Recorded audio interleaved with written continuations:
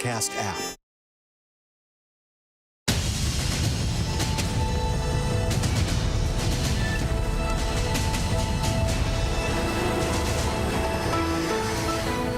Tonight, the state of emergency in Tennessee and a view from above at the devastation. At least 21 people killed, dozens still missing. Catastrophic damage left in the wake of severe flash flooding, an unfathomable 17 inches in just 24 hours, pummeling parts of the state, rushing floodwater, swallowing cars and devastating homes. As the Northeast faced the first tropical storm in at least 15 years, intense winds and record-breaking downpours slamming the coast. Access granted. The FDA officially granting full approval of Pfizer's COVID-19 vaccine, the first COVID vaccine in the U.S. to be fully authorized. Medical officials hope this leads to more vaccinations as the Pentagon announces it will require service members to get the shot. We sit down with the CDC Director about what this means in the fight against the pandemic. We have an extraordinary amount of data, and I'm really pleased that the FDA not just took their time and did the due diligence that needed to be done, but did it quickly and efficiently to bring this to the American people as soon as possible. A race to escape. Mass evacuations underway in Afghanistan tonight. The U.S. airlifting more than 16,000 people out of Kabul in just 24 hours, with a call to action from commercial airlines to now assist in the mission. This as the Taliban calls Biden's August 31st deadline a red line, warning of consequences if the U.S. stays. That when government politicizes allegations and the headlines condemn without facts, you undermine the justice system. Andrew Cuomo's final hours. The embattled New York governor still defending himself amid sexual harassment allegations as his resignation takes effect at midnight. We travel to the beaches of Thailand, where the tourism industry took a massive hit during the pandemic. But within the gloom, a silver lining for the environment, a new balance between nature and the economy, and the animals that have returned to the island's beautiful shores once again. He's stretching his wings. I think I might put him back and let him rest. Go, little guy. Good evening, everyone. I'm Lindsay Davis. Thanks so much for streaming with us. The moment you've been waiting for is here. That was the message today from President Biden to the roughly 82 million Americans who've been holding out on getting vaccinated. His comments came right after the FDA issued full approval of Pfizer's vaccine, and that move made history. It was the first time that any vaccine has been approved within 2 years of the discovery of a new deadly virus. But regulators and Pfizer stressed tonight the speed of the process does not mean any corners were cut. And now that there is a fully approved COVID-19 vaccine, the president is calling for companies to mandate vaccines. And today, the White House hinted that there could be an expanded vaccine requirement for federal workers. And what does this approval mean for booster shots and for Americans who received a J&J vaccine? We are standing by to be joined by the CDC Director. But first, our Eva Pilgrim leads us off tonight. In that long-awaited decision, the FDA giving full approval to the Pfizer vaccine for Americans 16 and older, making it the first vaccine to move past emergency use authorization. If you're one of the millions of Americans who said that they will not get the shot until it has full and final approval of the FDA, it has now happened. The moment you've been waiting for is here. The president calling the FDA's review process the gold standard. The Pfizer vaccine found to be 91% effective in preventing COVID-19. In just 8 months, Americans have received 200 million Pfizer doses, with 1 billion more given around the world. The vaccine is now among the most studied in history. Full approval for the Pfizer vaccine now paving the way for more vaccine mandates from schools, governments, and corporations. And with a surging Delta variant, the president is pushing companies to act. If you're a business leader, a nonprofit leader, a state or local leader who has been waiting for full FDA approval to require vaccinations, I call on you now to do that. Require it. Tonight, the Pentagon is preparing to require the shot for 1.3 million active duty troops. New York City mandating the vaccine for all school employees without the option for weekly testing. And at United Airlines, workers will have 5 weeks from today to show proof of vaccination.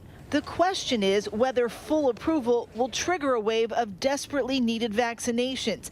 About 85 million Americans are eligible but have not gotten the shot. A recent poll found 3 out of 10 unvaccinated people said they would be more likely to get a shot that had full approval. I'm just like a lot of other people. They scared. I was waiting on the FDA approval. Still, more Americans are dying of COVID, now an average of 738 every day. Florida just saw its deadliest week. A lot of them actually that are coming here, and before we intubate them, almost their last words are begging us for a vaccine.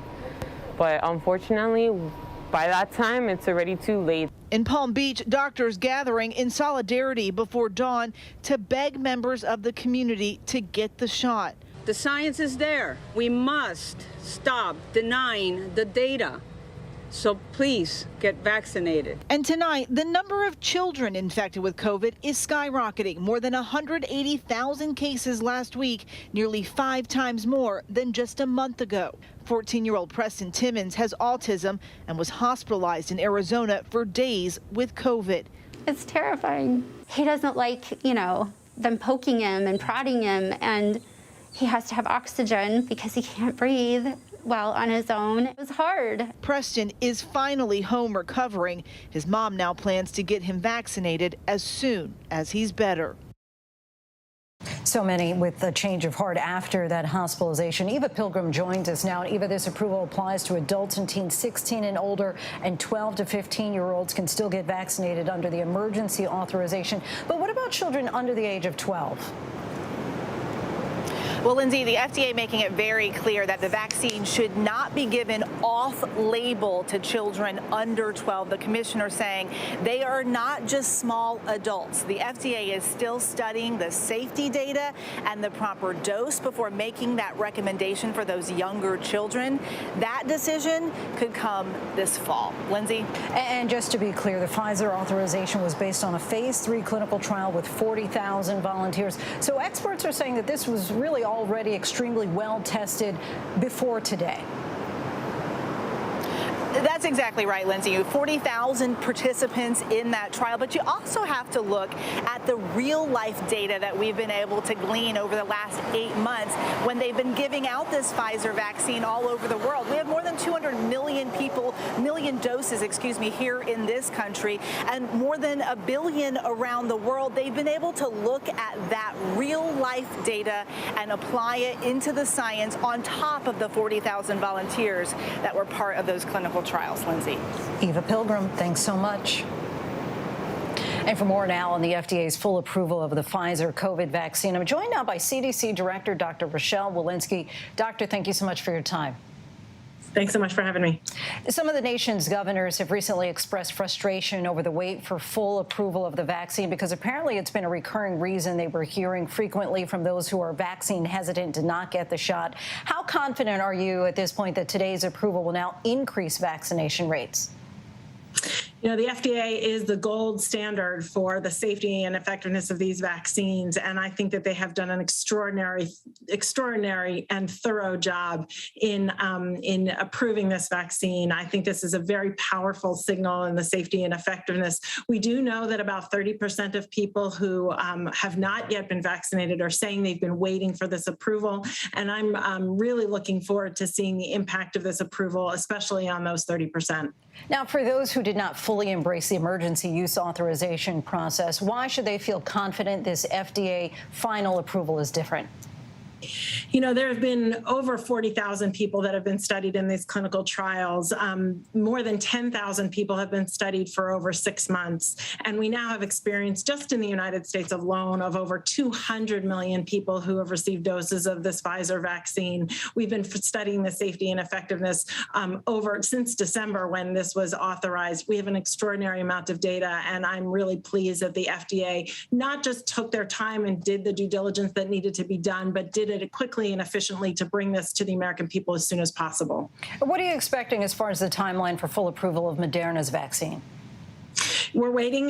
That obviously will be with the FDA, and then Moderna needs to submit their data in order for that to happen. So not getting ahead of the FDA. We do also have a lot of data on the use of the Moderna vaccine, and I'm really looking forward to Moderna following in quick follow.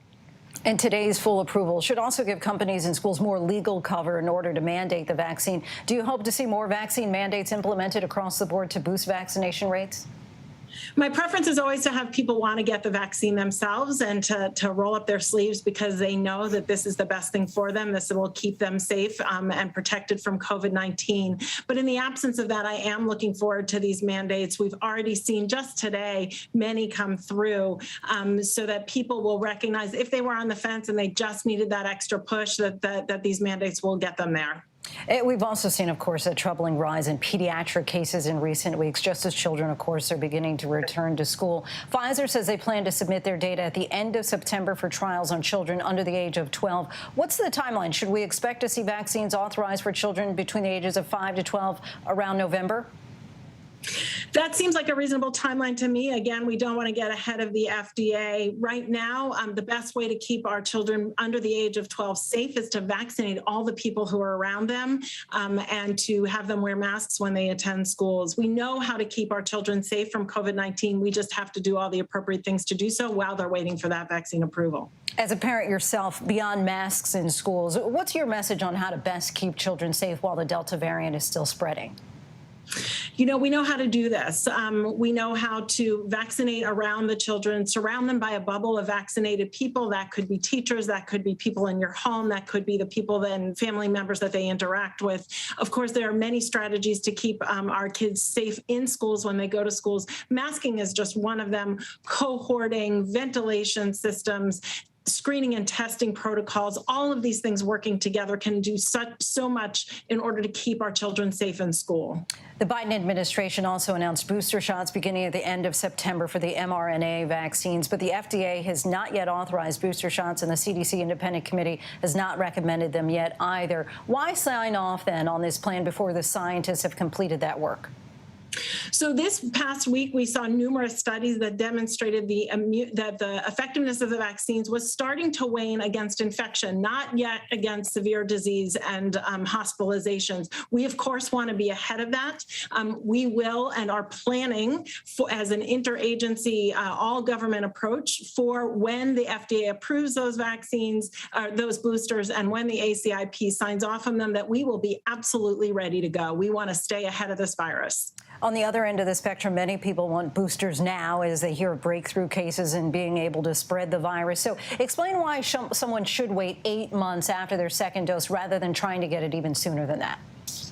So we know even with this approval that we have recommendations from the ACIP for those who are severely immunosuppressed to go ahead and get a third shot. You probably didn't get a good response for the first two. But for those who are not severely immunosuppressed, we really do want to see the safety and effectiveness data. We want to go through the proper processes. We see that the vaccine effectiveness is really holding out against severe disease and hospitalization. So please do await the proper process, await the FDA authorization for this, await the advisory committee at the CDC to review the recommendations, and that we are hoping will come the end of September. There are also some 18 million Americans who received the Johnson & Johnson one-dose vaccine. Do you anticipate them needing to get boosters? What's the timeline for that approval process? We do anticipate that those who got the Johnson & Johnson vaccine will need boosters. I want to remind folks that we are watching the Johnson & Johnson very carefully. That vaccine was authorized about 2.5 months after the Pfizer vaccine. So the data are a little bit lagging, but only because we started using it a little bit later. We will absolutely be updating our recommendations for J&J as well. And should they get mRNA boosters or wait for a J&J booster? We're waiting to see what the data come in from Johnson & Johnson. I anticipate the first recommendations will be about a J&J booster. One question that I'm curious about, we had an interview today with the CEO of Pfizer, and he suggested that they're already working on a vaccine specific to the Delta variant. Any thoughts on that or too early to say? You know, I think we have to wait for the science on that one. What I will say is data have suggested that with the booster and with the second dose, you get an increase in both the breadth and depth of the immune response. And we are anticipating that this third booster dose will likely cover the Delta variant very well. And lastly, I just want to get a reality check as far as where things stand with COVID in this country. Vaccination rates are up, but just today, the mayor of Honolulu, Hawaii, said that the city will suspend all large gatherings for 4 weeks because of a rise in COVID cases. Do you think that this latest wave has peaked? How long before we start to see cases start to drop dramatically like we did a few months ago? We have a lot of cases in this country. We're at about 137,000 cases a day. We are now starting to see deaths at over 1,000 deaths per day. The more people that we get vaccinated, the quicker we are to conquer this current wave. We are starting to see in places that we're peaking that they're starting to fall. So that I think is good news. What I think it's a reminder for is for those of you who are not yet vaccinated, please get vaccinated. For everyone in the country, please take all of the prevention measures that we know work against coronavirus, Delta variant, Alpha variant, whatever variant, to protect yourselves, to protect one another. Thank you so much for your time and insight. Really appreciate it. CDC Director Dr. Rochelle Walensky. Thanks so much. We move now overseas tonight with news on the mass evacuations in Afghanistan. The U.S. has airlifted roughly 16,000 people out of Kabul just in the last 24 hours. The Biden administration now says the U.S. may extend its August 31st deadline to complete the withdrawal of thousands of Americans and Afghan allies. The Taliban, however, calls that exit date a red line and is warning of consequences if U.S. forces do not leave. Our senior foreign correspondent Ian Pannell reports in again from Kabul tonight. Tonight, violence and chaos around the airport in Kabul, but the pace of evacuations stepping up. U.S. and coalition planes flying more than 16,000 people out of Afghanistan in just the past 24 hours, a new record. But so many more remain. The U.S. was planning to pull out on August 31st, 1 week from tomorrow. President Biden now hinting that may be delayed. Our hope is we will not have to extend, but there are going to be discussions, I suspect, on how far along we are in the process. The Taliban today calling August 31st a red line, saying moving the deadline would amount to extending occupation and would provoke a reaction. So now the situation's increasingly desperate. Over the weekend, surging crowds trying to get to the airport, leaving at least 7 dead, including reportedly a 2-year-old girl. Today, a firefight breaking out between gunmen and American and German forces. An Afghan security officer killed, others wounded. But we have a long way to go, and a lot could still go wrong. The White House warning terrorists may see an opportunity in the chaos, calling the threat of an ISIS attack at the airport real, acute, and persistent. As a defense, military aircraft now releasing flares to distract any heat-seeking missiles that might target planes. Outside of Afghanistan, the U.S. enlisting a fleet of commercial jets to transport Americans and the Afghans who worked alongside them. Once screened and cleared, we will welcome these Afghans who helped us in the war effort over the last 20 years to their new home in the United States of America. Hundreds of Afghan refugees now arriving in Virginia. This woman telling our affiliate WJLA she fled Kabul in the darkness with her husband and 3-year-old daughter. In the morning, Taliban is in the street. We're scared. We go in the night in the airport. At Dulles Airport outside Washington, D.C., this man and his family speaking with ABC's Gio Benitez.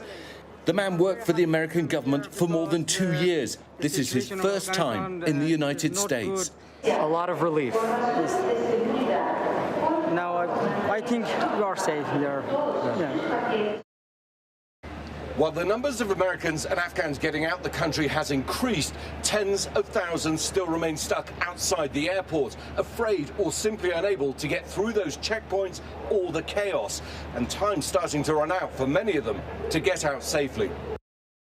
And that deadline quickly approaching. Ian, thank you. The Biden administration is trying to negotiate with the Taliban for more time to evacuate Americans. So let's bring in ABC's chief global affairs correspondent, Martha Raddatz. Martha, you pressed the Secretary of Defense on this over the weekend. What are you hearing on how the Biden administration is approaching this and whether that August 31st deadline is likely to be met?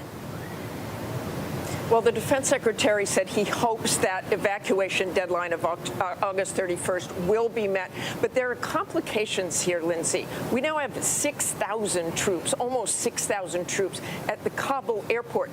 They would have to leave as well, and that would take several days, 3 or 4 days, probably at the most. So that means they would have to evacuate all the Americans, all the Afghan allies they want before those troops leave. In other words, that would have to be complete by this weekend, if not sooner, in order to then get all of the American troops out of there safely by the August 31st deadline. I am told by a U.S. official they do not think the deadline will be extended, but the negotiations will continue, Lindsay. And John Kirby was pushed today on how far the U.S. will go to extract Americans, but he offered very few details. Are they prepared to do this? Well, we have had that helicopter rescue, three helicopters rescuing people last week, but that was only about 1,000 yards. And today they did confirm, the Pentagon spokesman John Kirby did confirm, there has been another helicopter rescue as well. These were both, I believe, very close to the airport. The first one certainly was very close to the airport. They don't want to give a whole lot of details on this about how these are done, but we are also told they have not really done any ground operations, although the defense secretary says if someone is an extremist, we have the capability to go get them, Lindsay. Martha Raddatz, thanks so much. You bet. We move on now to a flooding tragedy tonight in Tennessee. In some places, 17 inches of rain in less than 24 hours, at least 21 people killed. And tonight there's an urgent search for nearly a dozen still unaccounted for. Elwyn Lopez reports in from Waverly, Tennessee. Tonight, new images of the catastrophic destruction in parts of Middle Tennessee after deadly flooding decimated the area. At least 21 people killed, including 7-month-old twins, swept away from their father. Country music star Loretta Lynn posting on Facebook, her family is heartbroken. Their ranch foreman, Wayne Spears, among the victims. Officials going door to door, searching for as many as 10 people still unaccounted for here in Humphreys County. They were on a raft, trying to hold on. They hit a tree and it broke. One sister went one way, Lily went the other. Terry Holderman telling us her 15-year-old niece, Lily Bryant, is among those missing. Lily's sister making it to safety. And it's just been tough because we can't find her and we need to find her. More than 17 inches of rain falling in just a matter of hours over the weekend. Training thunderstorms along a stationary front, bringing relentless rounds of rain over the same area. The deluge turning the creek that runs through the town into a raging river. This is how high the water was. Yeah. Several feet. Lindsay Daniel taking me through her family's flood-damaged home. And we stayed in there. Telling me she, her husband, and 8-year-old son were trapped in their attic for 5 hours until they were rescued. We knew we had people coming to get us, and I honestly think that's the only thing that kept us going. Elwyn Lopez joins us now from Tennessee. Elwyn, just so many harrowing tales of survival, and this flood really seemingly caught many people off guard. Yeah, it certainly did. They're used to flooding here, but we spoke to one neighbor who was telling us that he was outside his patio sipping on some coffee, and all of a sudden the creek was swelling and it poured over onto his porch. He tried to rescue his neighbors. He was able to grab them, take them into the attic of his house, and from there they saw as the neighbor's house was totally washed away, crashing into their home. These are just some of the stories that we're hearing here. Another story is of that mother that you saw in that package. She talked to us about what she was going through that day, how they were sitting in the living room. All of a sudden, water started pouring in through the windows. They rushed into the attic and they were there for up to 5 hours. So this is what we're hearing from many residents here. They're just lucky to be alive. And of course, at least 21 people have died in this, and we still have 10 people missing. So the search and recovery efforts continue here. So many harrowing accounts. What else are you hearing from residents who you've been talking with who have had to deal with this unfathomable amount of rainfall? Well, right now they're really in cleanup mode. A lot of people are searching for those missing as well. But today was the first day that they were assessing some of the damages here. I can tell you that we spoke to one woman. Her niece is a still missing 15-year-old girl. She was on a pile of debris, a raft of debris, really, with her sister. It hit a tree. It separated both of them. The sister is okay and did survive, but they're still looking for that other young lady. And so now they're picking up debris hand by hand, looking for her. And again, rescuers here are going to stop their search this evening, but will pick back up in the morning. Elwyn Lopez, not giving up down there. We thank you so much for your reporting. Thank you. And for more on this, we bring in Patrick Sheehan, Director of the Tennessee Emergency Management Agency. Thank you so much for joining. Here we go again with such a terrible tragedy. Those images, just horrific, Mr. Sheehan. What's the latest on the search for the people who are unaccounted for? And do you expect to find any more survivors? So the searching for recovery operations continues, and we'll continue searching until we've given closure to all the families. At this point, other than those that are already well, we don't expect that those that were swept away by floodwater would be found alive. So we're looking for recovery operations to give families closure at this time. From our office, we're confirming 16 fatalities. That information comes to us from the Tennessee Department of Health. So you'll see sometimes our numbers are lagging, but we have an adjudication process to make sure that we're not double counting those that are missing. Obviously, a terrible, tragic situation. The town of McEwen, in less than 10 minutes, was inundated with 4 to 6 feet of water across the town. And I've spent part of 2 days there, and the devastation is hard to fathom if you can't see it on the ground. Yeah, and we've been hearing about that record-breaking 17 inches that fell in just a few hours. Can you put that number into perspective for us? Explain why these floods became so catastrophic. So it's a drainage. So the way that the topography is the water that rains to the east of Waverly that fell in McEwen. So the heaviest rain fell east of Waverly. As that water drained to the Tennessee River, draining through an area that was also receiving heavy rainfall, it collected there. And, the bulk of that 17 inches of rain fell in a very short period of time, and that led to this flooding. It's an area prone to flooding, but they have never seen flooding at this catastrophic level before. What's been the biggest challenge for your workers on the ground right now, and are there more resources that you need? We're working right now to get additional resources. So, we've been fortunate the last several years. We've built really effective partnerships with counties and cities and state departments to be able to move quickly as these kinds of situations unfold. We were able to mobilize for the first time ever in a response the Tennessee National Guard, Tennessee Highway Patrol, Tennessee Task Force 2, Nashville Fire Department, Nashville OEM team, the Tennessee Helicopter Aquatic Rescue Team, as soon as the weather was clear enough for those teams to be out there to help search for folks who may have been swept away by water that needed rescuing. Certainly they helped to make some rescues in that time. Also, swiftwater rescue teams from across the state, from fire departments to rescue squads in the area were deployed there via mutual aid agreements. We were fortunate that just 3 weeks ago, we practiced some of these deployments in a massive exercise with the Tennessee National Guard and our first responder partners. And the timeliness of some of that exercising really, I think, helped us to move quickly as this situation unfolded so quickly on Saturday morning.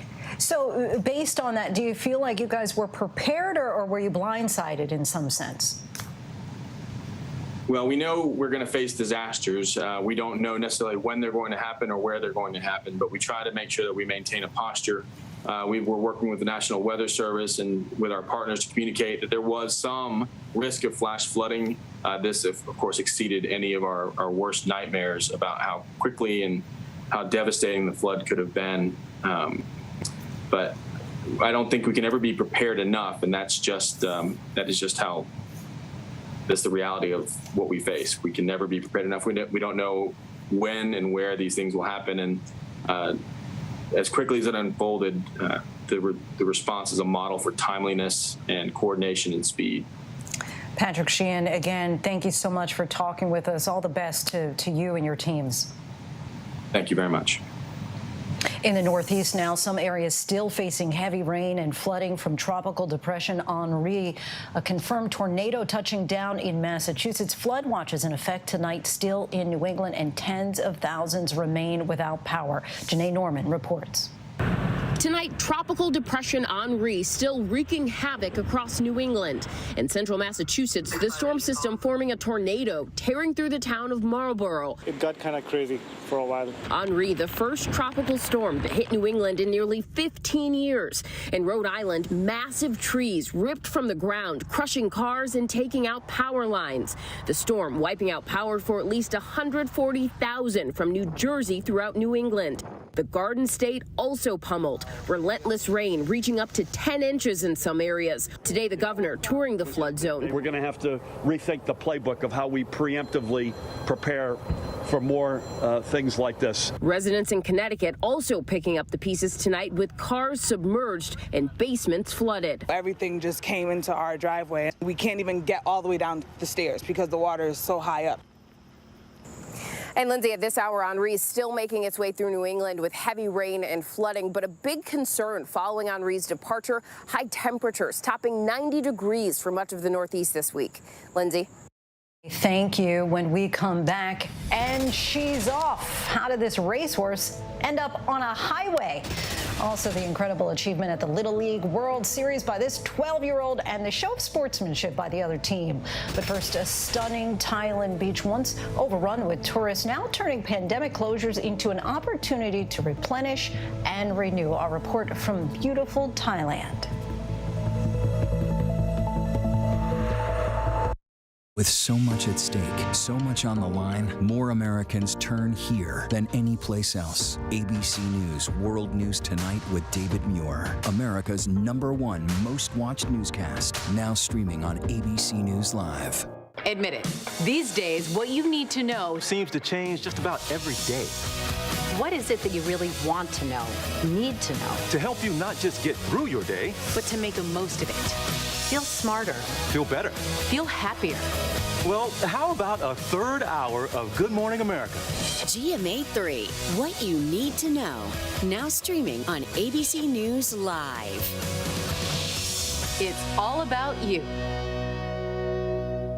Robin Roberts, George Stephanopoulos, Michael Strahan. Wake up with America's #1 most watched morning show. ABC's Good Morning America.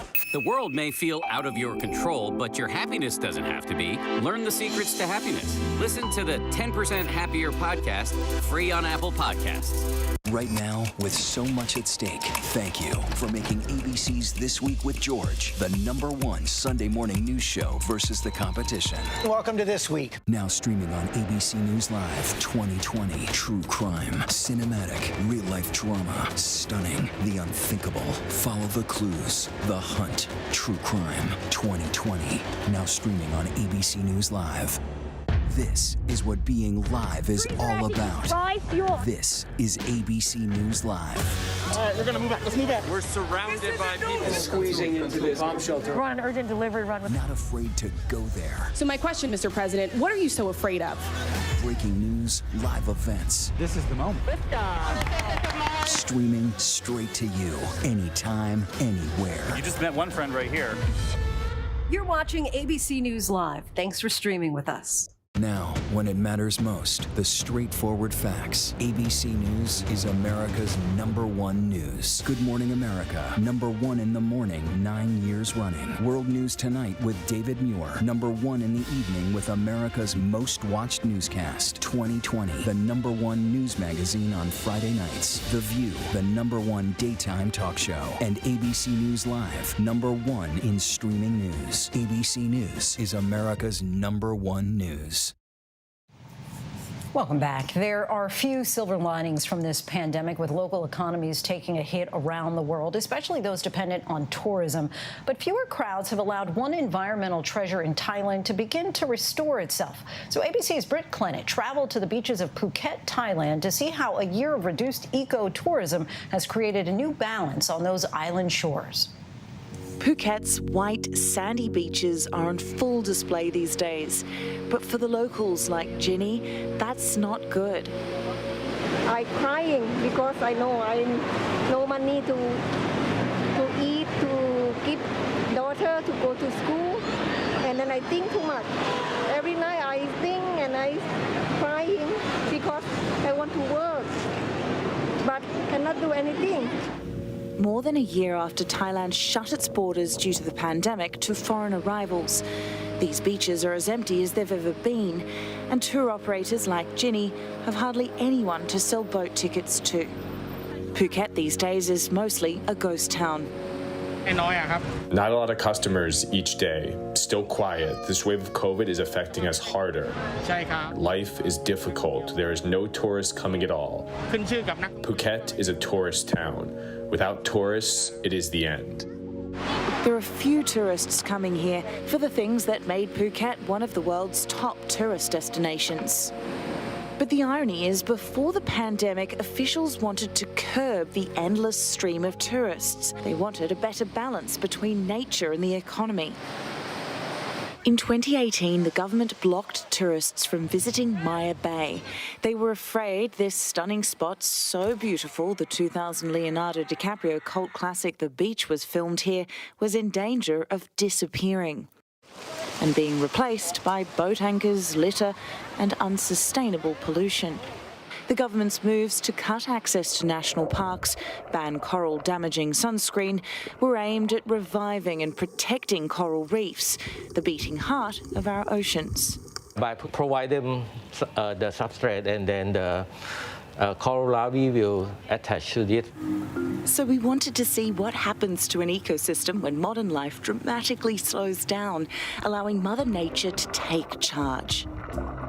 When we get pandemic, we get lesser tourists, and it means that we have a lot of less pressure to the environment. That's why we try to balance by providing more chance for coral to grow up. There's a combination of natural reefs and artificial reefs here, structures underneath the water to attract new bits of coral. And since COVID started, it's had time to recover without the boats and the tourists here. Seems to be working. The benefits of giving nature a respite also seen among the mangroves, which act as a coastal defence barrier against natural disasters such as storms, tsunamis and rising sea levels. Chamnian, a mangrove forest ecosystem expert, explained to me the importance of what the mangrove forest does for the environment. The ecosystem of the mangrove forest is as rich as our lives. It provides pure air, medicines that we can use to heal ourselves from our lifestyles of living with water. The abundance that happens to the forest is the fullness of our lives, because we are connected to the forest since we were born. Mangrove forest is our life. Locals are noticing an abundance of fish since the pandemic started, and it's having an effect all the way up the food chain. With the beach all to themselves, sea turtles too are making their way back in higher numbers lately. These rare leatherback turtles hatching in droves by beaches normally occupied by sunbathers. They haven't returned here to lay eggs in years. Protecting the turtles, especially after years of not hatching their eggs on beaches, is a big deal for biologists. He wants to fly, this one. This guy is about 8 months. He's 8 months old. He's stretching his wings. I think I might put him back and let him rest. Go, little guy. He doesn't move very fast, does he? In Thai folklore, turtles represent good fortune and prosperity. But as the things that make this island special return, its economy bleeds. Tourism accounts for about a fifth of the overall economy. Foreign tourist arrivals fell by more than 80% last year compared to 2019. In a bid to revive the resort island, the government kick-started the Phuket Sandbox initiative last month, allowing vaccinated international arrivals to enter without quarantine. The pilot program has led to tourists trickling back in, but nowhere near the numbers before the pandemic began. Officials hope precautions like daily temperature checks, multiple tests and social distancing measures will contain the virus and reassure travellers. But when tourism declined, the island's marine life and ecosystem prospered. Enjoying the allure here is easy, but what are we willing to do to sustain it? ABC News' Britt Clennett, Phuket. Our thanks to Britt for bringing us that. Still ahead here on Prime, the officer who fired a deadly shot at the insurrection at the Capitol learns whether or not they will face any discipline. Also, the White House enlisting an army of influencers to fight vaccine disinformation on social media. But should social media giants be doing more to help? And the big news from the FDA about full approval for the Pfizer vaccine. We go by the numbers on the rigorous steps it took to get there. But first, our tweet of the day, the WNBA champions, the Seattle Storm, visiting the White House to celebrate their big accomplishment.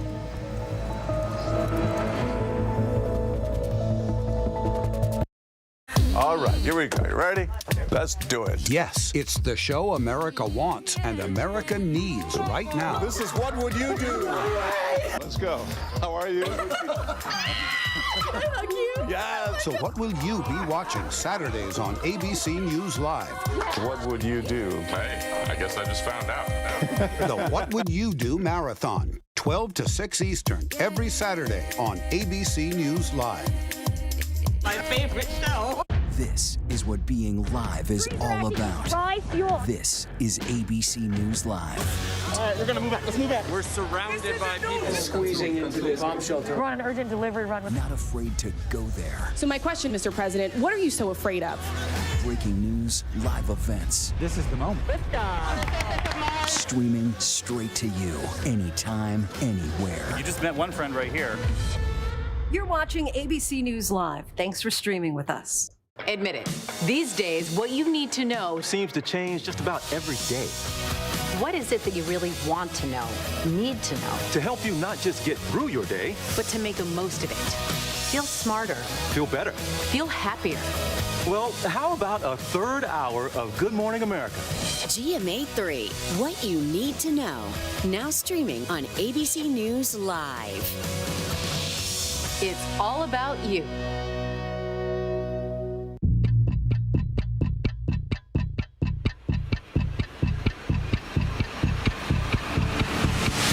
Hours, Assault on the Capitol, the ABC News original, exclusively on Hulu, now streaming. With so much at stake, so much on the line, more Americans turn here than any place else. ABC News World News Tonight with David Muir, America's #1 most watched newscast, now streaming on ABC News Live. The world may feel out of your control, but your happiness doesn't have to be. Learn the secrets to happiness. Listen to the 10% Happier podcast, free on Apple Podcasts. Robin Roberts, George Stephanopoulos, Michael Strahan. Wake up with America's #1 most watched morning show. ABC's Good Morning America. Right now, with so much at stake, thank you for making ABC's This Week with George the #1 Sunday morning news show versus the competition. Welcome to This Week. Welcome back, everyone. Now to another look at the FDA's approval of Pfizer's COVID vaccine and what it signifies by the numbers. It's the first COVID vaccine to be granted full FDA approval, which comes after it was tested on more than 40,000 volunteers in phase 3 trials. The FDA granted emergency use authorization after Pfizer submitted 2 months of safety data. That was deemed sufficient because most vaccine side effects show up right away, not months later. Full FDA approval required 6 months of safety data from a majority of trial participants and some additional manufacturing audits. These requirements have now been met, but we want to emphasize that the vaccine was well tested back in December, and experts did not consider it experimental when it was authorized for emergency use. The Pfizer vaccine is more than 90% effective against COVID-19, according to clinical trials. And to date, more than 92 million Americans have been fully vaccinated with it, and more than 1.2 billion Pfizer doses have been delivered worldwide. We still have lots to get to here on Prime tonight. Staying defensive even on the way out, what New York Governor Andrew Cuomo had to say in his final message before resigning. And And imagine a world without email. Well, you probably can't fully unplug the inbox intervention you need to get hours of your time back each week. But first, a look at our top trending stories on abcnews.com.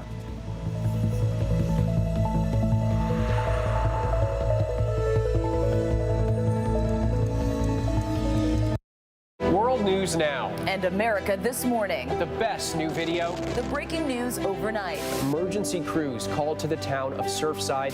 U.S. airstrikes hitting targets in Iraq and Syria. The stories people are talking about.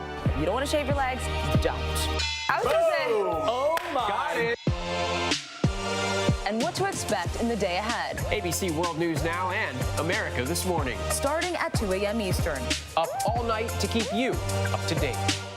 Now, when it matters most, the straightforward facts. ABC News is America's #1 news. Good Morning America, #1 in the morning, 9 years running. World News Tonight with David Muir, #1 in the evening with America's most watched newscast. 2020, the #1 news magazine on Friday nights. The View, the #1 daytime talk show. And ABC News Live, #1 in streaming news. ABC News is America's #1 news. The world may feel out of your control, but your happiness doesn't have to be. Learn the secrets to happiness. Listen to the 10% Happier podcast, free on Apple Podcasts. Right now, with so much at stake, thank you for making ABC's This Week with George the #1 Sunday morning news show versus the competition. Welcome to This Week. This is GMA3, what you need to know. GMA3. A third hour of Good Morning America in the afternoon. It's all about you. Lunchtime on ABC. This is what being live is all about. This is ABC News Live. All right, we're going to move back. Let's move back. We're surrounded by people Squeezing into this bomb shelter. We're on an urgent delivery run. Not afraid to go there. So my question, Mr. President, what are you so afraid of? Breaking news, live events. This is the moment. Streaming straight to you, anytime, anywhere. You just met one friend right here. You're watching ABC News Live. Thanks for streaming with us. Now streaming on ABC News Live 2020. True crime, cinematic, real-life drama, stunning, the unthinkable. Follow the clues, The Hunt. True crime 2020. Now streaming on ABC News Live.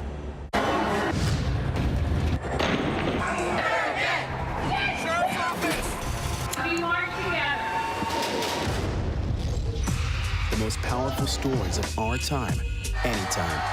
Nightline.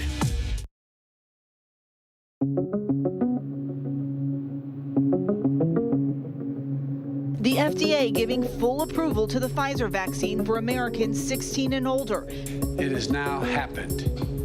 The moment you've been waiting for is here. Pfizer vaccine found to be 91% effective in preventing COVID-19. Tonight, the Pentagon is preparing to require the shot for 1.3 million active duty troops. New York City mandating the vaccine for all school employees without the option for weekly testing. And at United Airlines, workers will have 5 weeks from today to show proof of vaccination. Still, more Americans are dying of COVID now, an average of 738 every day. Florida just saw its deadliest week. A lot of them actually that are coming here, and before we intubate them, almost their last words are begging us for a vaccine. In Palm Beach, doctors gathering in solidarity before dawn to beg members of the community to get the shot. The science is there. We must stop denying the data. So please get vaccinated. Tonight, violence and chaos around the airport in Kabul, but the pace of evacuations stepping up. US and coalition planes flying more than 16,000 people out of Afghanistan in just the past 24 hours. The US was planning to pull out on August 31st, 1 week from tomorrow. Our hope is we will not have to extend, but there are going to be discussions, I suspect, on how far along we are in the process. The Taliban today calling August 31st a red line. Over the weekend, surging crowds trying to get to the airport, leaving at least 7 dead, including reportedly a 2-year-old girl. Today, a firefight breaking out between gunmen and American and German forces. An Afghan security officer killed, others wounded. The White House warning terrorists may see an opportunity in the chaos. As a defense, military aircraft now releasing flares to distract any heat-seeking missiles that might target planes. Outside of Afghanistan, the U.S. enlisting a fleet of commercial jets to transport Americans and the Afghans who worked alongside them. U.S. Capitol Police have cleared the officer who fatally shot a rioter during the January 6th insurrection. The United States Capitol Police Office of Professional Responsibility says they've reviewed all available evidence in connection with the shooting, including video and radio calls. In a statement, the agency said the actions of the officer in this case potentially saved members and staff from serious injury and possible death from a large crowd of rioters. The statement goes on to say that the officer's actions were consistent with training as well as policy and procedure. Today is Andrew Cuomo's last day as governor of New York. He announced his resignation 2 weeks ago following sexual harassment allegations. When government politicizes allegations and the headlines condemn without facts, you undermine the justice system. At midnight, Lieutenant Governor Kathy Hochul becomes New York's first woman governor. For the Cuomos, public service is a family affair. Kathy Hochul will become governor, and I believe she will step up to the challenge. We all wish her success.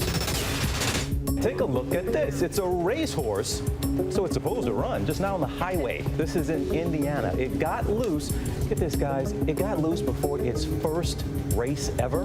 I don't think it wants a career in racing. The county sheriff and a few others happened to wrangle the horse. They were able to get it. She was checked out at a vet. It's doing just fine. And the horse's name, Bold and Bossy. Remember this name, Eli Jones, because in about 10 years, you'll be hearing about him in the big leagues. Eli Jones has just tossed a no-hitter in the Little League World Series. The kid is from Washington State, threw a no-hitter. It's the first time since 2015 that a solo no-hitter has been pulled off in the World Series, Little League World Series. But get this, guys, he also drove in the only run of the game for his team as well. Dang. Coach, my chair was talking about me. That's just cool. So congrats to Eli Jones. Remember the name. He'll be in the big leagues soon enough. Congratulations to him. Welcome back, everyone. Facebook has revealed that one of its most popular posts this year was one that spread misinformation about the COVID vaccine, as the White House now teams up with top social media influencers in a new push to get young people vaccinated. ABC's Ashan Singh has a story. I wanted to take this time to really urge all of you guys to go get vaccinated. These days, this is what your kids' TikTok feeds are looking like. So please go do your own research and join the millions of us getting vaccinated. Posting content from their favorite influencers, encouraging young people to get vaccinated. It's the latest effort headed by the Biden administration to get shots in young people's arms. With only 46% of 18 to 24-year-olds fully vaccinated against the coronavirus, the White House is tapping the likes of Gen Z icons, Olivia Rodrigo, Dude with Sign, and Benny Drama, just to name a few. I'm here with President Biden talking about the importance of getting vaccinated. It's critical. Spirit fingers, mama. We need to get shots in the arms of every single American. Now, they've got a full roster of creators ranging in popularity, partnering with organization Gen Z for Change to get the word out. So Gen Z for Change is a coalition of over 500 TikTok creators with a combined following of about 432 million people. Our cumulative reach with all the creators in the network in 1 month is about 1.5 billion views. That's more than CNN, MSNBC, and Fox News combined per month. A study by UC San Francisco researchers found that about 1 in 4 unvaccinated people aged 18 to 25 said they probably will not or definitely will not get the COVID-19 vaccination, despite the fact that this demographic has been found more likely than other age groups to transmit coronavirus. What is it about young people and teenagers that might make them so resistant to the vaccine? I think that a lot of teenagers are stuck in their bubble. Much of the hesitancy is also due to the growing tide of disinformation on social media. You have people that are also influencers. They're solely anti-vax influencers, like Dr. Joseph Mercola, who have built, $100 million massive business, essentially promoting disinformation about vaccines online. Just recently, Facebook banned an entire network that was actually paying influencers to post vaccine disinformation and spread lies about the vaccine. So the White House is a real uphill battle. Navigating disinformation, a task that many of these younger influencers are forced to deal with. When it comes to people saying, the vaccine is going to microchip you, you just want to immediately knock down, and debunk the stuff that's disinformation. Let's stop the fear mongering so we can actually address the real concerns. Our thanks to Ashin Singh for that. You can see more of his report tonight on Nightline. And it's now time for an inbox intervention. Can you imagine a world without email? Kind of hard to fathom at this point. But Dan Harris sat down with one author advocating for creating boundaries in order to help reduce burnout. The advent of email brought a whole new way of communication. I go online, you got mail. But more than 2 decades later, the romance is gone. The constant cacophony of notifications can wreak havoc on our mental health. Each of these conversations has messages that requires constant checking of your inbox, constant checking of Slack. And that constant checking is where the problem comes from. Cal Newport is a New York Times bestselling author whose latest work boldly imagines a world without email. Can you envision a world without email? What does that even look like? What I'm really arguing for is that we need way more structured ways of collaborating than this. I'll shoot you a message. I'll just jump on Slack. I'll just shoot you an email. So I don't want the tool of email to go away. Cal says it's time for a much-needed inbox intervention and hitting unsubscribe from what he calls the hyperactive hive mind. It's an approach to collaboration in which we work most things out with back and forth, ad hoc, unscheduled messaging. It's how most of us get work done today. It's also, I think, a productivity disaster. A productivity disaster because your brain, your mind is pulled in 1,000 different directions. If you interrupt work to look at a message, it's going to make you a lot more fatigued and it's going to reduce your cognitive output. So this sequential nature to work is what we should be aiming for, one thing at a time. So let me get to a stopping point on this memo before I check my inbox. As for office hours, there are set times on set days where everyone knows that you are available for real-time communication. Just wait till my next office hours to ask me that quick question, but it can have really large impacts. This strikes me as an empowering time for workers. There's so much flux, so many people leaving work. They call it the Great Resignation. If you're working at a place and you don't like the workflow that's imposed on you, maybe now is the time to think about leaving.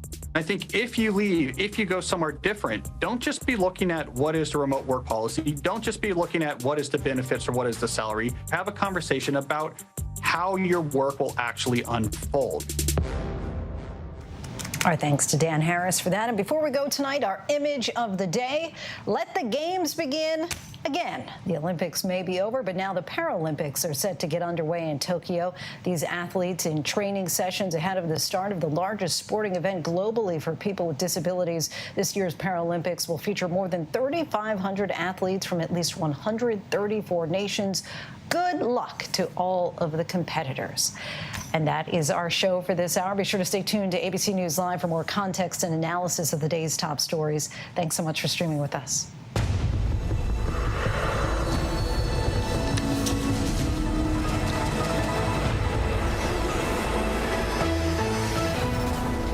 Up in the next hour, we're staying on top of several things. We're joined by the first female pilot in the Afghan Air Force. Her message to the women not able to get out of Afghanistan, now dealing with the harsh reality of life under Taliban rule.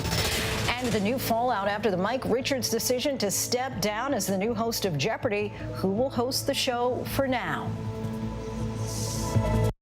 Now, when it matters most, the straightforward facts. ABC News is America's #1 news. Good Morning America, #1 in the morning, 9 years running. World News Tonight with David Muir, #1 in the evening with America's most watched newscast. 2020, the #1 news magazine on Friday nights. The View, the #1 daytime talk show. And ABC News Live, #1 in streaming news. ABC News is America's #1 news.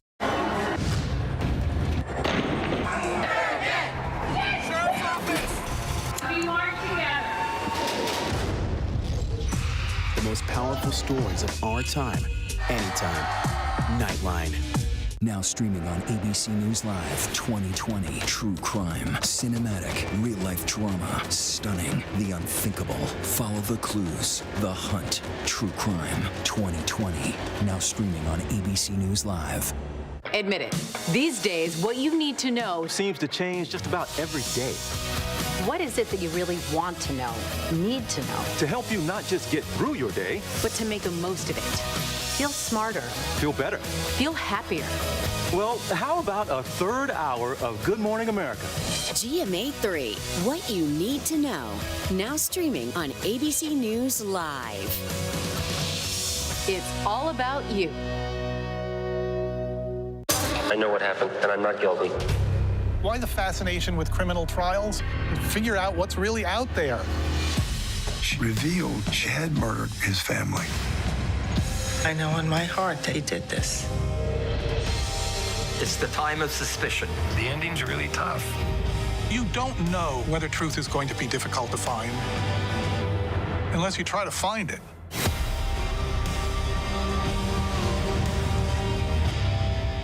This is what being live is all about. This is ABC News Live. All right, we're gonna move back. Let's move back. We're surrounded by people squeezing into this bomb shelter. We're on an urgent delivery run. Not afraid to go there. So my question, Mr. President, what are you so afraid of? Breaking news, live events. This is the moment. Streaming straight to you, anytime, anywhere. You just met one friend right here. You're watching ABC News Live. Thanks for streaming with us. Hey everyone, I'm Lindsay Davis. Thanks so much for streaming with us. We're monitoring several developments here at ABC News at this hour. Civil rights icon, the Reverend Jesse Jackson, and his wife Jacqueline are said to be responding to treatment after they were both hospitalized this weekend after testing positive for COVID-19. Jesse Jackson is fully vaccinated, receiving his first shot at a public event in January. His wife had not been vaccinated. Opposing protests in Portland, Oregon on Sunday led to clashes between far left and far right demonstrators. The groups identifying as Antifa and the Proud Boys at separate locations, but later clashing with gunshots reported, as well as property damage on the streets. And a tragic story out of Houston where a father was shot and killed while driving with his two young boys. The brothers, just 6 and 8 years old, managed to take control of their father's SUV, guiding it off the freeway before seeking help. Police there are offering a $10,000 reward in that case. Now to the frantic push to evacuate in Afghanistan. The U.S. has airlifted roughly 16,000 people out of Kabul in the past 24 hours. The Biden administration now says the U.S. may extend its August 31st deadline to complete the withdrawal of thousands of Americans and Afghan allies. The Taliban, though, calls that exit date a red line. Our senior foreign correspondent Ian Pannell reports in again from Kabul tonight. Tonight, violence and chaos around the airport in Kabul, but the pace of evacuations stepping up. US and coalition planes flying more than 16,000 people out of Afghanistan in just the past 24 hours, a new record. But so many more remain. The US was planning to pull out on August 31st, 1 week from tomorrow. President Biden now hinting that may be delayed. Our hope is we will not have to extend.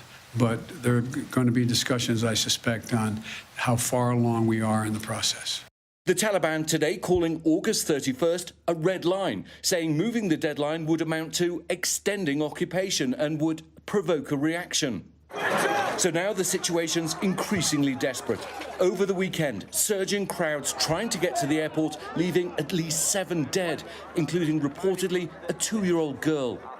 Today, a firefight breaking out between gunmen and American and German forces. An Afghan security officer killed, others wounded. We have a long way to go, and a lot could still go wrong.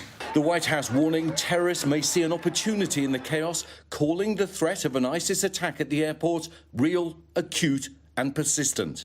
As a defense, military aircraft now releasing flares to distract any heat-seeking missiles that might target planes.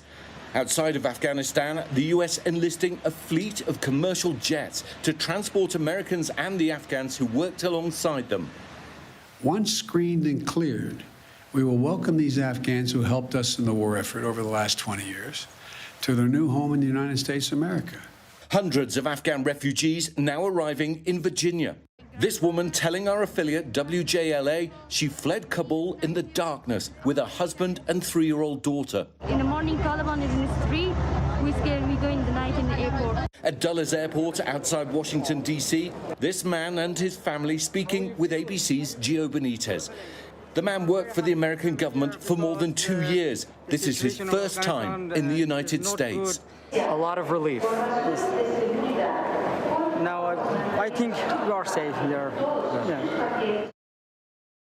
Our thanks to Ian Pannell. And now we are joined by Niloufar Rahmani, the first female pilot in the Afghan Air Force after the fall of the Taliban in 2001. She was awarded the State Department's International Women of Courage Award in 2015 and granted asylum in the U.S. in 2018. Niloufar, thank you so much for joining us. Thank you for having me. ABC News has obtained some really heart-wrenching, gut-wrenching audio recordings from English-speaking Afghans, including Afghan Air Force pilots, pleading for help, with some reports describing them as so desperate that they're flying across the border to other countries to escape on their own. What are you hearing from your Afghan Air Force colleagues who remain in the country? Well, it's definitely during this 1 week, my heart is so much in pain. Entire my body, I can't express how bad I feel because I exactly know how those people are going through. The pilots, the women, and all those people that they left behind, and they have no security and they are afraid for their future. They know what their future is going to look like. Past 9/11. Those people lived under this government, under the government of the Taliban. And if the Talibans were so great, why everybody's so afraid of their life? Why they're running away? And I really wish that I'm trying my best to see if I can help as much as I can. And watching the videos, watching the life of, so many people that they're reaching out, they're sending me videos. And it just breaks my heart. My heart bleeds just even looking at them. And I can't stop my tears. And it's just like so much pain to see what my country and my people are going through right now. And you served as an inspiration to so many other Afghan women and girls as the country's first female Air Force pilot. Seeing the images that we're seeing now that you just described, thousands stranded there and hundreds of others now going to other countries where they have no true home. What's your message to them? Well, all I can say is I understand their pain. Just stay strong. If they don't have any support, they just have to save their life, because I'm just really concerned for their life. And if they can reach me out any way I can help them, they can reach me out any way they could. I will be, I will answer them and help them. And I don't want to see any of them to be the victim or be killed by the Taliban for what they have done just because they wear the uniform and serve their country.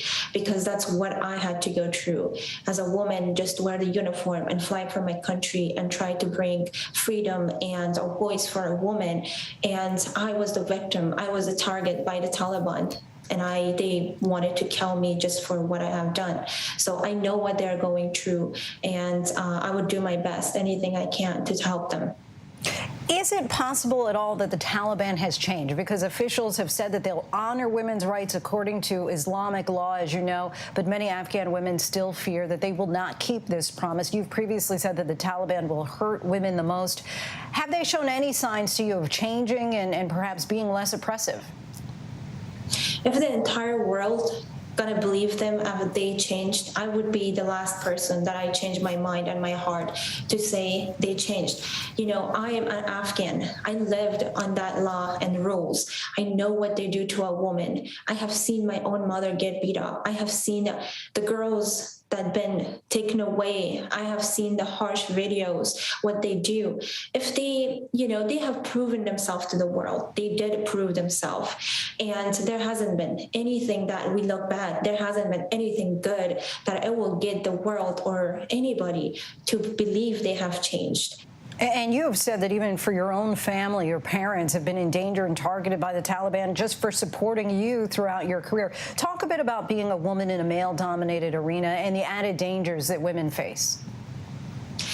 It wasn't easy for me. I had to break so many barriers. If it comes to the society, if it comes to my own family, if it has to do with the Taliban, because the Taliban, they, as I mentioned before, their whole war is against women. The men does not get hurt by the Taliban law and government. It's only women. I look back and it's already, there's no sign of women in the city. They all disappeared. And I see the videos that they're sending me, that they're crying, that I am afraid what the world, my future is going to look like, because they know it's going to be bad.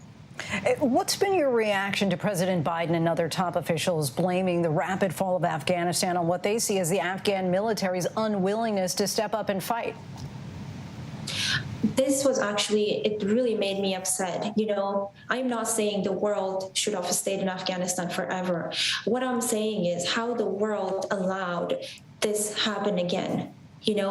We had a very harsh accident, the 9/11, how the world would let this happen again, how they would let entire Afghanistan to be taken by the people that they have proven themselves and they hurt the world and Afghanistan before.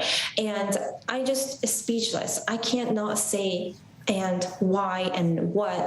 All I can say is the Afghan soldiers, the Afghan army, the Afghan Air Force, they all fought when there was a time that they thought they had a support. They had a support, they had everything that they needed it. They would go. We have lost so many lives as well. During this 20 years, how many lives, American lives was lost? How many $trillion has been spent in Afghanistan? How much money was spent to bring freedom to Afghanistan, to a woman in Afghanistan?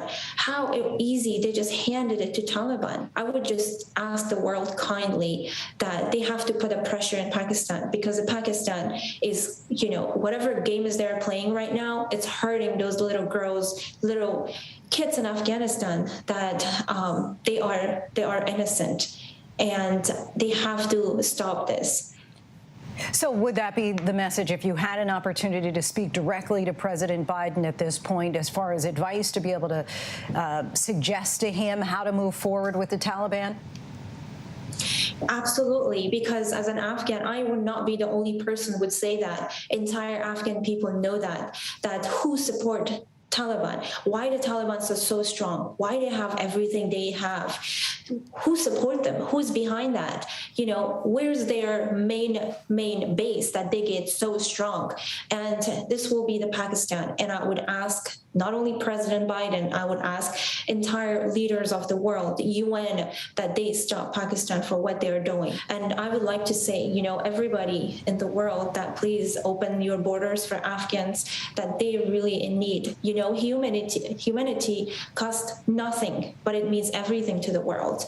And I would just ask them that please be open and kind to all those Afghans that they need them.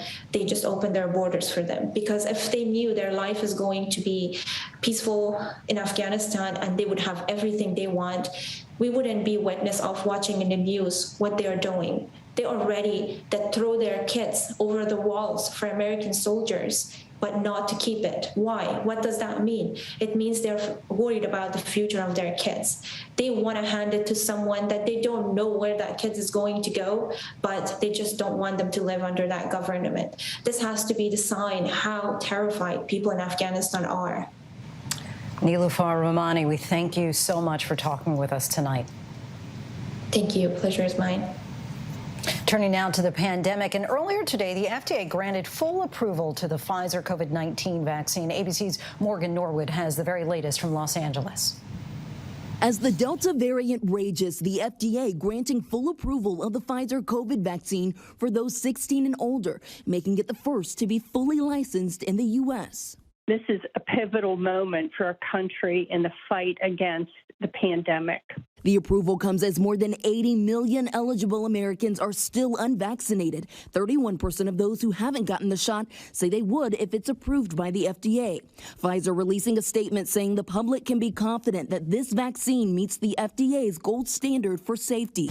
By following our rigorous processes to evaluate this application, we hope those who have waited until now to make the choice to protect themselves and thereby also help protect their communities by reducing the spread of COVID-19 will go and get vaccinated. With the FDA backing the vaccine, businesses, school districts, and government agencies now have even more legal cover to require vaccinations. The Pentagon immediately announcing it will press ahead with plans to require members of the military to get their shots. New York City mandating vaccines for teachers and school staff.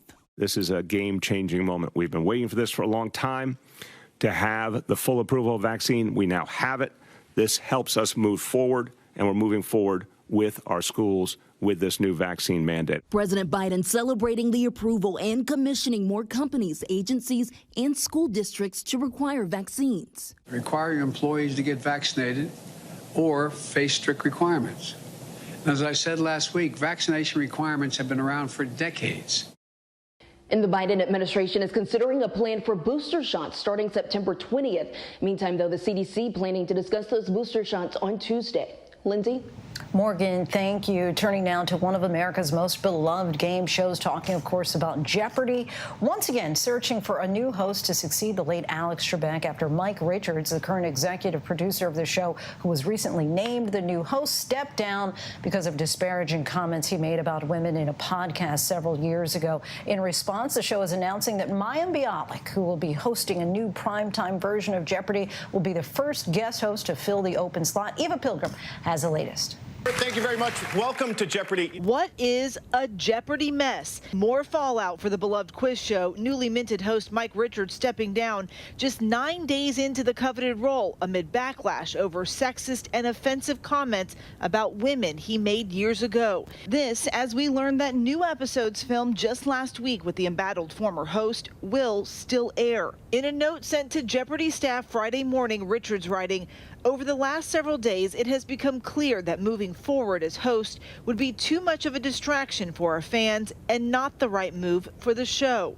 Public outcry swift after the website The Ringer posted clips from The Random Show, a podcast Richards hosted from 2013 to 2014. He can be heard here pressing his female co-host on whether or not she's taken nude photos. Let me ask you a question. Okay. Have you ever taken a nude picture? I'm not answering that question to you, Mike Richards. Answer it right now to your fans. Have you? No, I haven't. Yes, you have. Richards was tapped to be executive producer both of Jeopardy and Wheel of Fortune in May 2020, positions he will still keep despite stepping down as host. Sony writing in a statement, "It is our hope that as EP he will continue to do so with professionalism and respect." This is not the type of thing with which this show has ever been associated. And I would just love to see the process get back on track and go into the future with a better sense of how we can maintain the track that production and Alex Trebek and everybody involved had it for so long. Claire McNear is the Ringer journalist who first reported on the controversial clips that started the investigation. She also wrote a book on the show's history. Everybody knows what Jeopardy is. Everybody has a Jeopardy memory. To have this controversy, I think has kind of shaken people and created the possibility that Jeopardy is going to possibly lose this universal seal of approval. Our thanks to Eva for that. Still to come, our conversation with an investigative reporter who says that you should be thinking about what you eat, where you shop, and how it impacts the environment. Now, when it matters most, the straightforward facts. ABC News is America's #1 news. Good Morning America, #1 in the morning, 9 years running. World News Tonight with David Muir, #1 in the evening with America's most watched newscast. 2020, the #1 news magazine on Friday nights. The View, the #1 daytime talk show. And ABC News Live, #1 in streaming news. ABC News is America's #1 news.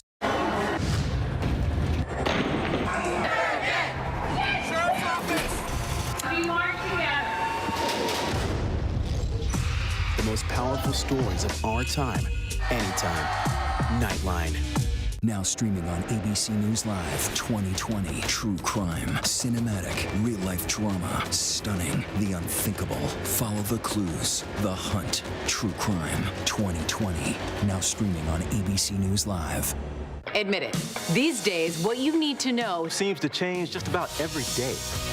What is it that you really want to know, need to know? To help you not just get through your day, but to make the most of it. Feel smarter. Feel better. Feel happier. Well, how about a third hour of Good Morning America? GMA 3, what you need to know. Now streaming on ABC News Live. It's all about you. All right, here we go. You ready? Let's do it. Yes, it's the show America wants and America needs right now. This is What Would You Do? Let's go. How are you? How cute. Yeah. So what will you be watching Saturdays on ABC News Live? What would you do? Hey, I guess I just found out. The What Would You Do Marathon, 12 to 6 Eastern, every Saturday on ABC News Live. My favorite show. This is what being live is all about. This is ABC News Live. All right, we're gonna move back. Let's move back. We're surrounded by people squeezing into this bomb shelter. We're on an urgent delivery run. Not afraid to go there. So my question, Mr. President, what are you so afraid of? Breaking news, live events. This is the moment. Streaming straight to you, anytime, anywhere. You just met one friend right here. You're watching ABC News Live. Thanks for streaming with us.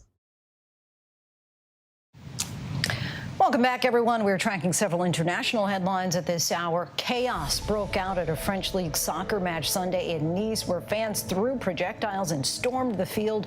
The game ended after the visiting Marseille team refused to restart the game. Vice President Kamala Harris is traveling overseas, where she met with Singapore's Prime Minister, marking the first meeting between the first U.S. female VP and Singapore's first female head of state. And a grand tradition returns, with Britain's changing of the guard at Buckingham Palace resuming for the first time today since the start of the pandemic. The daily ceremony had been put on hold since March of 2020 to discourage large crowds from gathering. How often do you think specifically about what you eat, where you are shopping, and how that impacts the environment? If you aren't doing it yet, investigative reporter Larissa Zimbarov says you may want to start doing that. She's out with a new book, Technically Food Inside Silicon Valley's Mission to Change What We Eat. Larissa, we thank you so much for joining us tonight. Thank you, Lindsay, for having me. So let's just start. First off, what made you become so passionate about the food industry? Yeah, well, it started when I was 12 and I was diagnosed with type 1 diabetes, and the scrutiny of looking at food always and paying attention to what I needed to eat to survive. You know, I looked at the macronutrients. In my book, I say that I see through food. So I look at fat, I look at protein, I look at carbohydrates, and these are all crucial to our survival, and especially to mine.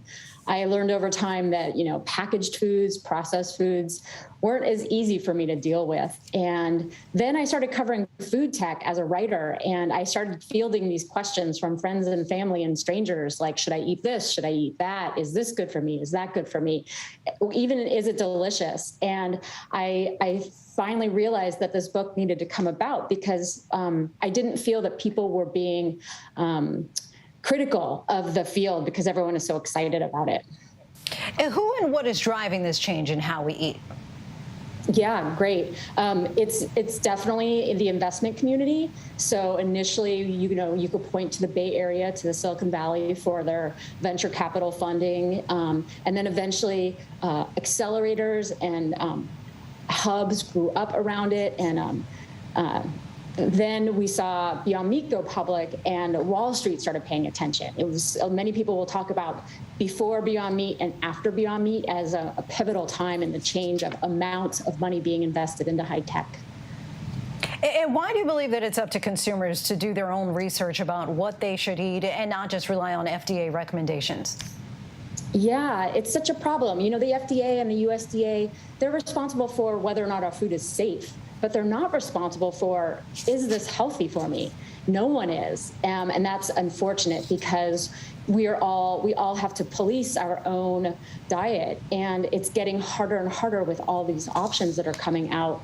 And, you know, no one's looking at the American diet saying we're doing a great job. We aren't doing a great job. And so the USDA and the FDA, they can't be responsible for this. And what I think is that we need maybe a different government agency that's responsible for putting these like health health requirements as part of being in business in food, making sure that they, instead of just looking for the profit, they also have to hit metrics for our health.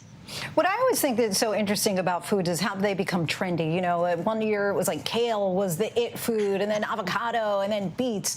You also write about farming, right? This idea. Why do you believe that we should be focused on moving away from large-scale factory farming and toward focusing on specific farmers and farmland? Well, you know, in addition to venture funding supporting food tech, it's also that they're mission-based, right? They really want to save the climate. They want to end industrial-scale animal agriculture. Now, one of the tacks that they're taking, especially if we look at Impossible or Beyond, is kind of global domination, get the burger everywhere. But I don't see that as being something that is going to save the world, because if we could consider solutions that were local, that were regionally appropriate, that were right for the culture and the cuisines that they're cooking for, versus, again, this industrial solution, like that hasn't worked yet, right? We are all sort of suffering from bad health, underlying conditions like my own. And I think that if we look at local, we look at farmers that are caring about their soil, about their community, about their workers, then as we drive to work and as we drive to school, the areas, the land that we see, we know what's happening there. And I think that's important. And we're starting to see more household staples such as milk and meats go plant-based. In your book, you mentioned how algae, fungi, I guess it would be, and even mold may soon be staples in grocery stores. Tell us why. Yeah, I mean, these are actually some of the ones that I'm really excited about. So koji is a mold, and it's being used to make bacon. Now, many food makers want bacon to be as delicious, plant-based bacon to be as delicious as pork bacon, but I think that as long as it's close, you know, as long as it's kind of fatty and kind of smoky, I'm happy. And so the koji bacon that's being made by a company in Berkeley is pretty delicious with some plant-based eggs. And there's a company on the East Coast that's making bacon from mycelium, which is the underground root structure of mushrooms. And these things don't need a lot of processing. The ingredient list is very simple. It's simple to understand. It doesn't need 20 plus ingredients. With algae, there's the supplement kind of business that we know, which might be spirulina or chlorella, but it can also be a protein from single cell organisms that could be formulated into something else. And I think they have potential. I have this like blue food coloring that's made from spirulina that, you know, one day M&Ms could be using to color their M&Ms instead of, food dye number 6. That's not the right number, but something like that.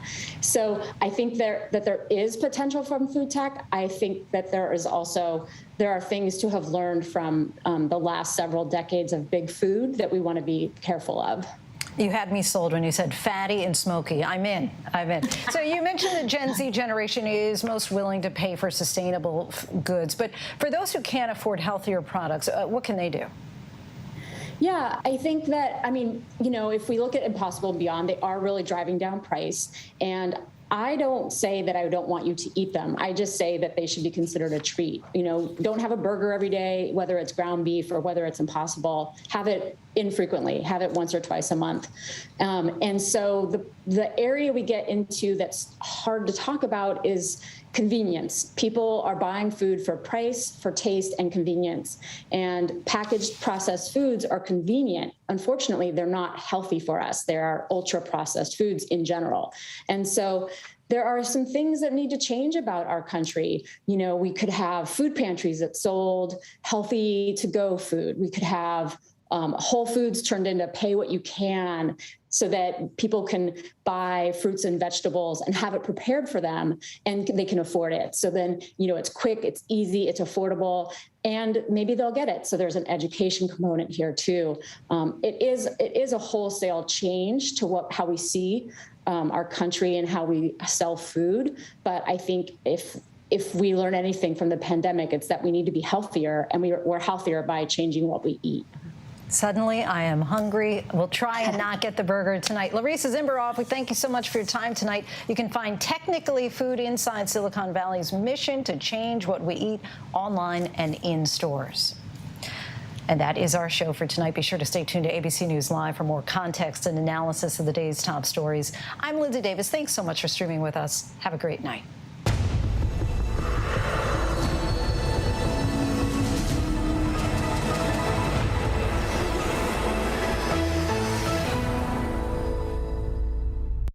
Now, when it matters most, the straightforward facts.